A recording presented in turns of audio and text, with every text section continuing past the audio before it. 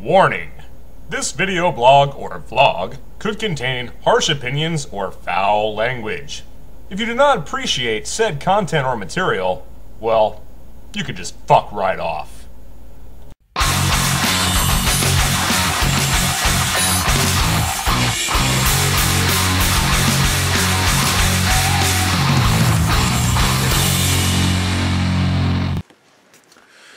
Alright, we're back.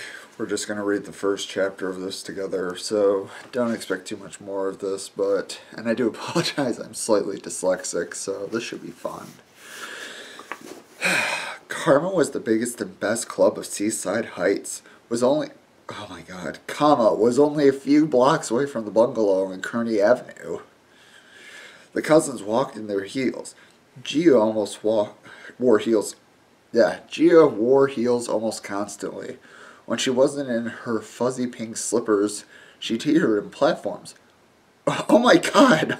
The commas! When she wasn't in her fuzzy pink slippers, comma, she teetered in platforms, comma, or, comma, like tonight, comma, 6-inch stilettos.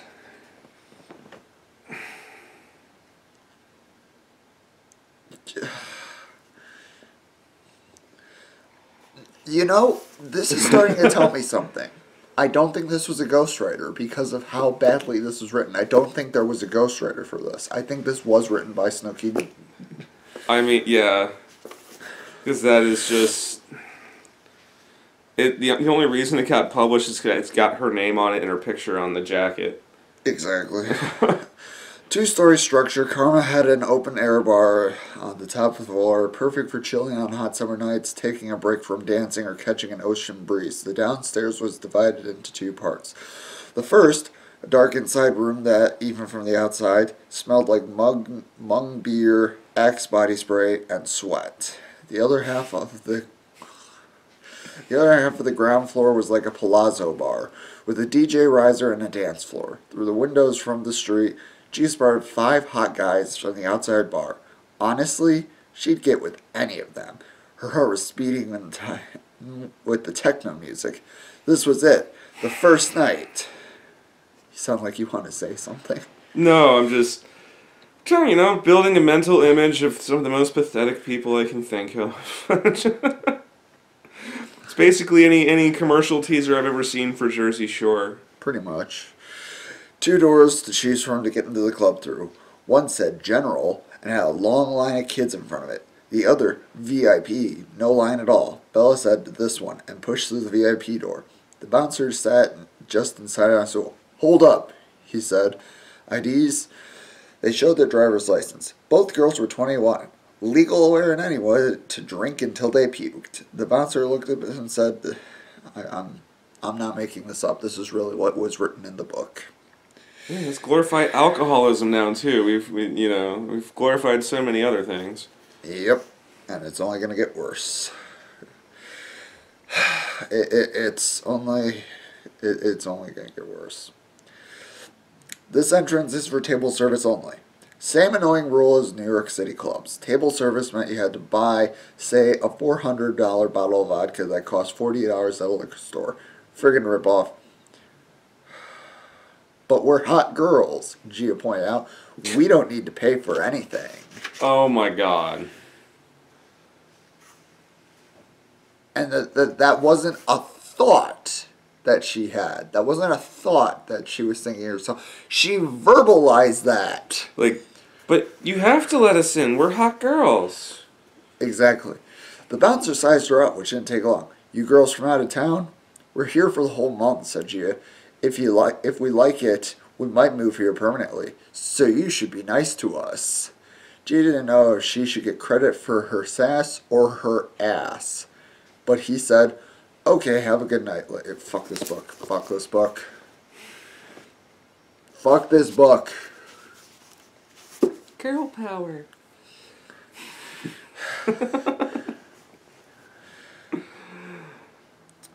Once inside, she looked around. Oh my god, he's here.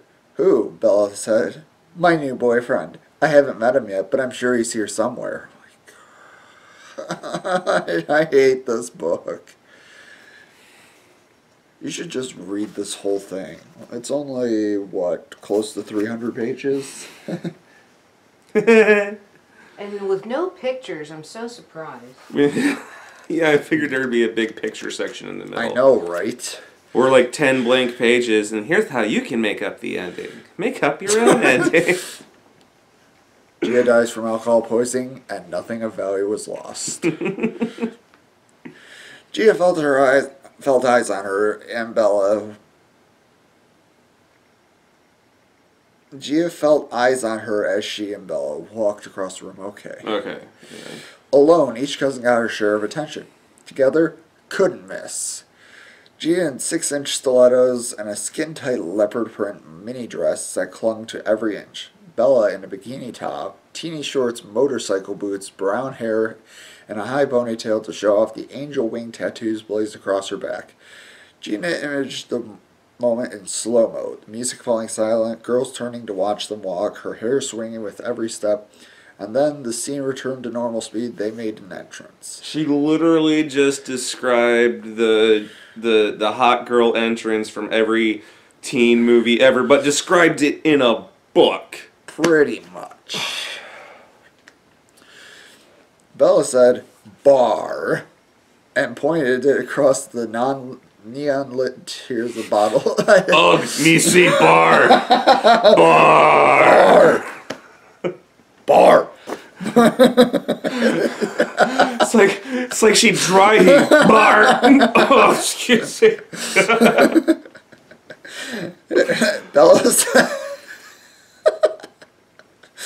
Bella said bar, and the neon-lit tiers of bottles in the center of the dark room. At least 6 bartenders ran around inside the round bar, mixing and filling pitchers with beer.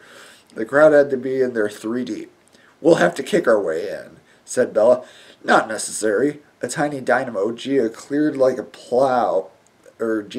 path like a plow straight to the bar. Bella followed in her wake. A bartender appeared to take the order. "Slippery nipple," she said. "Extra slippery.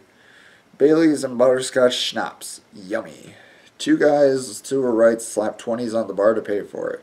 Bella said, "Tequila shot." The bartender asked, "Lime? Do I look like I want fruit?" How the hell would he know? Exactly. What a bitch. More like a cunt, but... Oh, sorry, it got your video demonetized. That word's too good for her. Yeah, I agree. 2 guys to her left slapped hundreds on the bar and offered to pay for her drinks for the rest of her life. Oh my god. This is like the most self-glorifying, narcissistic shit that I've ever read in a book. And I read Onision's book.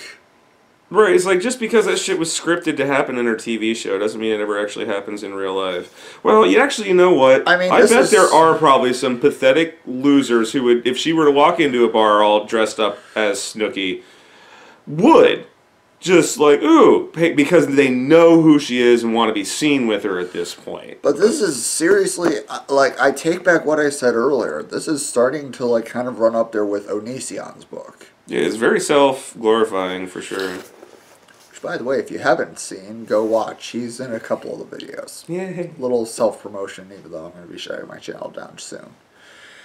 Anyway. You realize everyone just paused the video, rolled it back, went, "What? What did he just say?" Probably not. No, I doubt it. Channel is IAmJosephPaul. Okay, last plug. Anyway. Of course, they accepted the kind offers. Drinks weren't cheap, and they had limited funds. After paying the rental, new clothes, and repairs on Bella's 1995 Honda Accord, and the cousins could barely afford to feed themselves. They both had to get jobs ASAP. In the meantime, they'd let willing donors buy their drinks. "Hey," said one guy, after he nudged his way over them, "I couldn't help noticing you when you came in." Gia checked him out. Cute, in a puppy dog way. Scrawny and scruffy, the Disney version of a heartthrob. He wore bangs in his eyes, cargo pants, high tops? Whatever. Basketball shoes, basically. Probably. And a stretched out white t-shirt with the word Mr. Pink on the front. So not Gia's type. She preferred the men in big, ripped, tan, and gorilla. What? I didn't write this. I'm just reading it. This kid, he didn't even look Italian. What the fuck does that have to do with anything? Racism. Probably. Bella, however, thought Zac Efron was a hottie. She introduced herself. I'm Benjamin, he said, holding out his hand to shake. Now Gia knew he was from up north. Short guys don't shake hands. They came for a kiss on the cheek when they met a hot girl for the first time. Gina could, parentheses, and should really, parentheses, write a book about the difference between shore and city guys. Don't do it. Don't you fucking dare. Don't fucking do it. She probably already has. How old is this fucking thing? I mean... I don't know. It doesn't really matter. Let's see if I can find something. I sent you this 4 years ago. It's at least 4 years old. Well, yeah, at least. I wonder if it was, like, just out when you sent it to me. I don't know. Anyway. She knew both types well before her parents split 3 years ago. She lived in Toms River, 5 miles from Seaside Heights. Gia graduated from Toms River High School. 2 days later, her mom, Alicia, moved to Brooklyn and into Aunt Marissa and Uncle Charlie's brown house building. Gia was dragged along. She loved her family and couldn't part with her mom. Living in the same building with Belle was a dream come true, like finally having a sister. But Gia missed her life down on the shore. Uprooting so quickly, she didn't get a senior summer between high school and college. She lost touch with most of her classmates as they went their separate ways. To college, like Gia. For a couple of years anyway. Jobs or on road trips that kept on tripping. Weird how you could be so tight with someone then drift apart so quickly and easily. In a way, returning to Jersey this summer was like homecoming for Gia. She hoped to reclaim that sense of belonging she never quite felt in Brooklyn despite living with her extended family. Bella and Benjamin, parentheses, call me Bender, and now I'm thinking Futurama. I am. He said, parentheses, seemed to hit it off. Gia whispered, listened into their conversation, sipped her drink, and glanced around. One preppy guy with the sweater tied around his neck, barf, in parentheses, was looking at her, not in a nice way. What are you looking at? She asked. Nothing much, he replied. Shithead! It's true, I'm sorry. Well, of course she describes him like the one guy that's going to reject her outright. This, like, Oxford, like, oh, dear. You know what I mean? It's just, I'm not running away. But, yeah, the one guy that rejects her, she's all like, oh, he's just preppy. Shithead! She would have slapped him or thrown a drink or stamped his face or something. She would have. But another guy diverted Gia's attention. A hot Guido was staring at her, in a nice way, from across the room. She smiled at him, his back against the wall. He just stood off the dance floor, thumb in his belt loop, his chest muscles strained from the fabric of his black tank top. It fitted across a tummy that was hard and flat enough to cut salami on. No tattoos, which meant plenty of empty space on his arms to ink, property of Gia.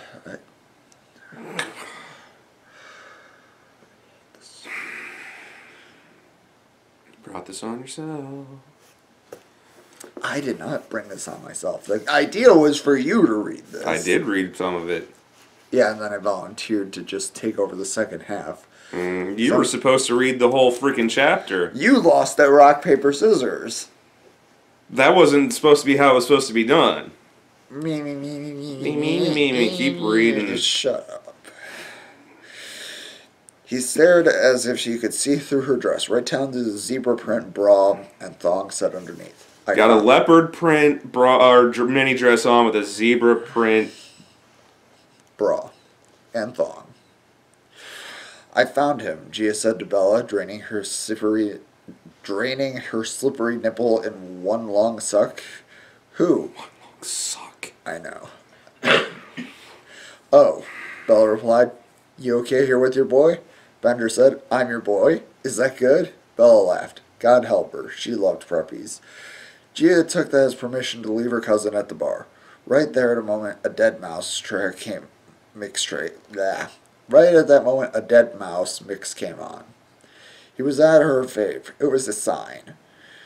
He was her fave. It was a sign. This is so poorly written. Mm-hmm. She stepped onto the dance floor. The music took her over. She's using a lot of periods here. It's, again, like Shatter. Music was her fave. It was the sign. She stepped on the dance floor. The music took her over. The music took her over. Dancing had to be Gia's second favorite way to work up a sweat. That was horrible. Yeah, you know what the first way is, probably. It definitely beat going to the gym. For exercise, Gia cranked house music in her bedroom and danced until her legs felt numb. She loved dancing and was talented too. Gia won a contest in high school for shaking it up the longest and hardest without spilling a single... Gia won a contest while in high school for shaking it up the longest and hardest without spilling a single drop of her vodka tonic. Oh man, underage drinking. Watch out, we got a badass here. She's Like, also who using sponsored this profanity. contest? Or was it just a bunch of drunk high school kids at a party? That's what I'm guessing. Like, that's why I had to kind of do a double take. Like, who sponsored this? Tonight, she aimed her gyrating hips straight at Salami Boy. Remember she mentioned you could cut salami on his abs? What kind of a name is Salami Boy, though? What kind of an idiot would use? The guy could take a hint. In 2 seconds, he creeped over to her. Creeped. Oh, wait a minute. Creeping in the Jersey Shore is a good thing, I believe. In 5 seconds, they were grinding, her butt pressed against his thighs. She turned around to introduce herself. "I'm Gia," she screamed in his ear above the music. "Rocky," he said, putting a bare paw on her waist and holding her against him. Rocky in his jeans, thought Gia. Penis joke.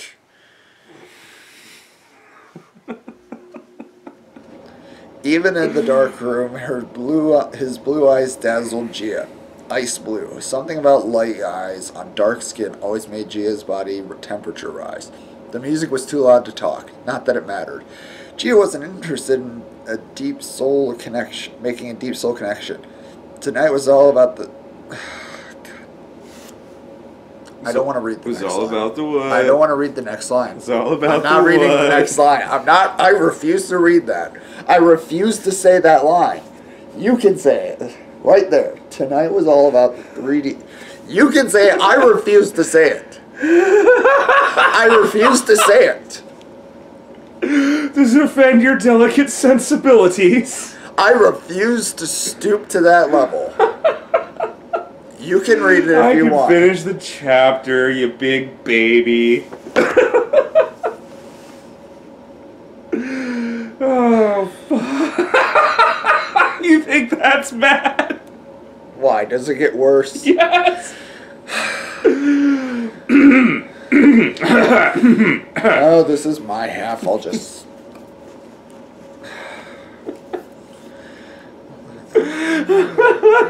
Said I...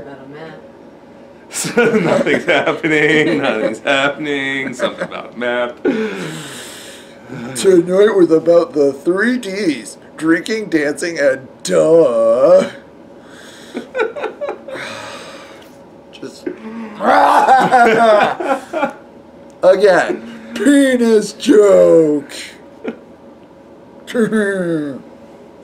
Are you from around here? She yelled. You got a nice rack. What? That's what, are you from around here? You got a nice rack. What the? This guy's a charmer. He's A++. He is Would charm. He's Cavanos or A++ Casanova. would have his wingman. Casanova and Count of Monte Cristo got nothing on his guy. Get back in the shot. Oh, you're having your poison. I could really go for some, but I've got to drive soon. Oh, well, yeah, she thought. Okay, not a super genius. Duh! What were you expecting? That was You fine. specifically picked out a Guido. You don't think he's not gonna be a rocket scientist. That was fine. Gia didn't judge. She was glad he approved. Come here, he said, lifting her off her heels to bring his lips up to his. She had to wrap her leg around his hips to stay up there. Here we go, thought Gia. 20 minutes from club entry to hookup. This might be a record even for her. Bitch! Get away from him! Pealed a shrill voice from behind. Oh boy. Bony fingers grabbed Gia's shoulders and yanked her out of Rocky's arms. Let me guess, it's going to be a skinny white girl. Yep. It's going to be a skinny little blonde chick. She hit the floor on her heels like a cat, but stumbled and landed on her ass embarrassingly.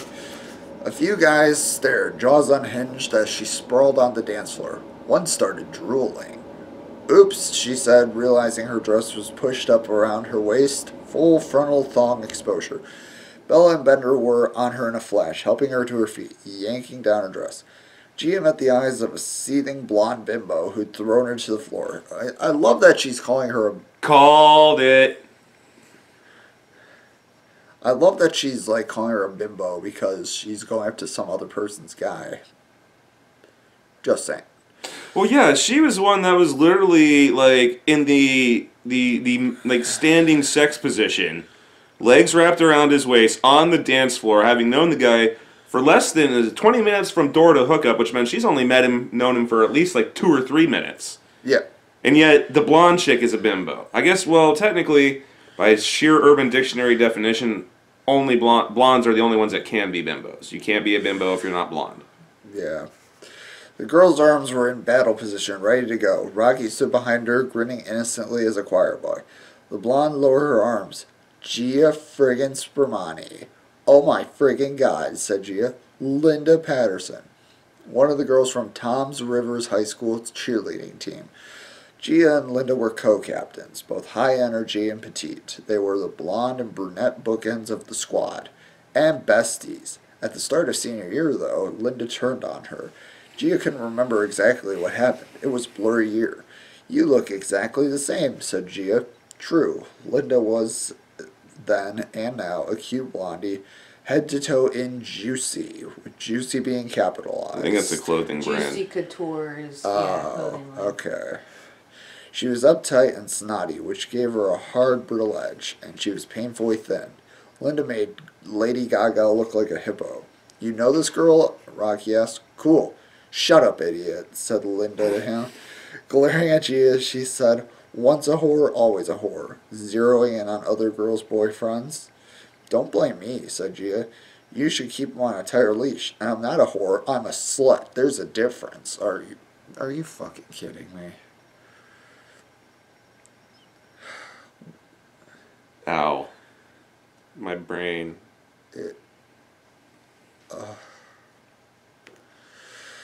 Some people would say whores get paid for it. Sluts do it for free. Well, yeah, that is the difference. Well, that's not something to be proud of. Some certain demographics of people would say that it is. I'm not one of them, but... Neither am I. Let's just finish this up.